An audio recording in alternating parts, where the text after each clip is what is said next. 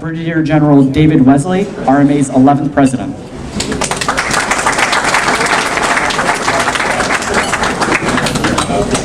When we had dinner last night, I said that I had the best job in the world. I hope most of you can understand now why I would say something like that. I meant it for a lot of reasons, a lot of different reasons go into saying I have the best job. But you've just seen two of them this morning. I hadn't said anything about the students in the last couple of days. But we do all of this because of the students. Those of you who've come back as alumni, come back because you were students here. I had absolutely no idea when I walked into this cafeteria for lunch today that they were going to do the Lion King performance that you saw.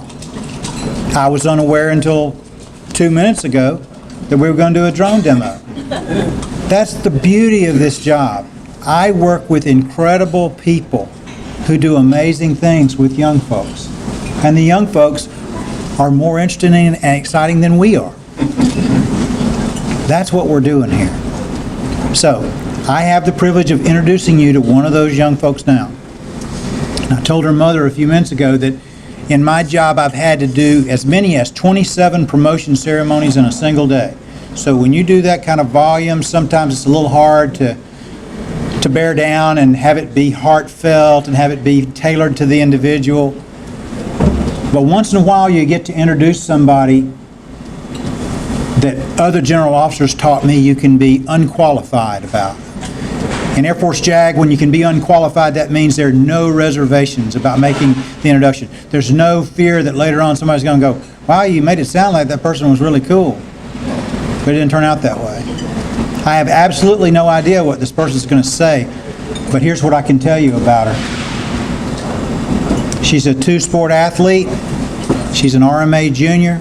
She's already a state champion in drill, and she's one of the finest young women I've ever known. Ladies and gentlemen, RMA Cadet Taylor Wreath.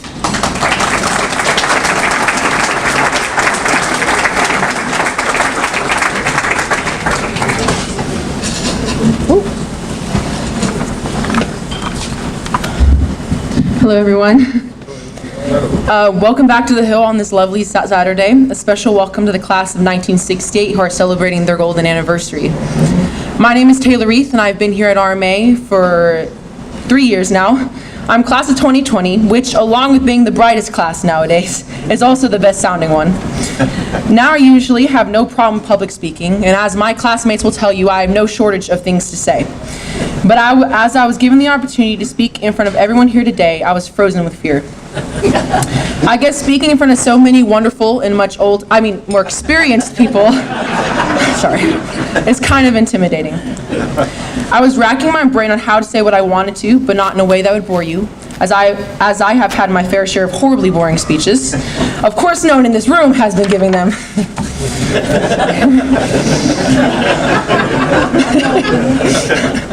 Anyway, I took some inspiration from my brother, Cooper, who is here today. He graduated from RMA in 2011. I know, I'm still shocked too. And his senior year, he and a very good friend gave a speech at their senior luncheon. They told stories that defined their experience at RMA. Of course, Cooper here got the funny genes, at least he thinks he did, while I got the actually does what I'm told ones. So it may not make you giggle, but these are really important moments for me. They also showcase what the school is all about: teamwork, leadership, family, and of course, the power of RISE. Number one, my freshman year, I was given the responsibility of commander for the first year unarmed regulation team. I honestly don't remember much of my time as commander, but there were two moments that stood out. The first was when I realized how great my team really was. It was a large flight with a really wide range of people from different cultures and ethnicities. They all marched so well and in sync, it was really beautiful. They represent the wide range of students here. I love the diversity at RMA, and when we all get together to support our school, it really is incredible.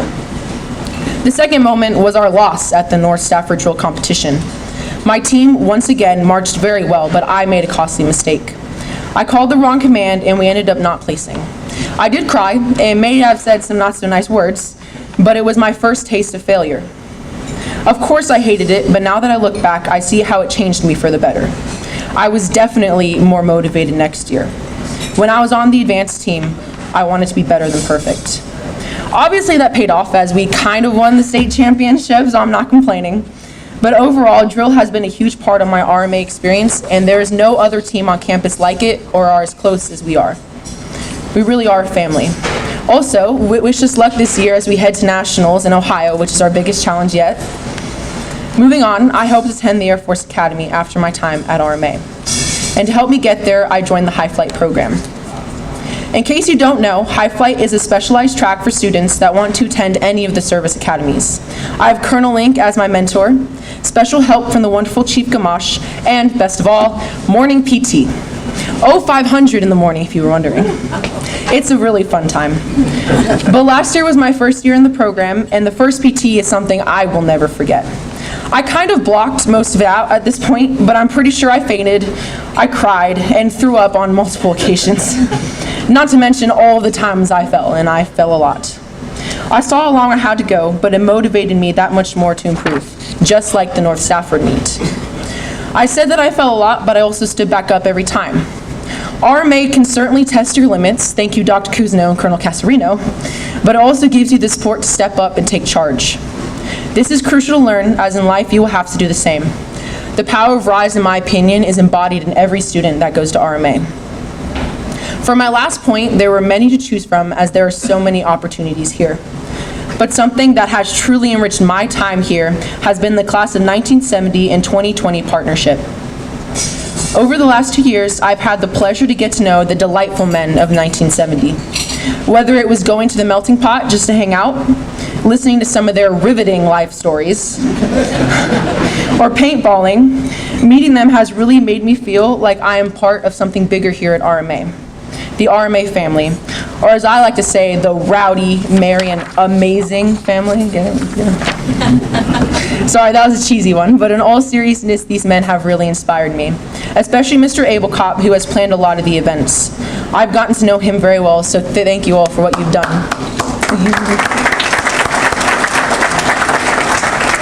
There is something about him and all the class of 70 that is so friendly.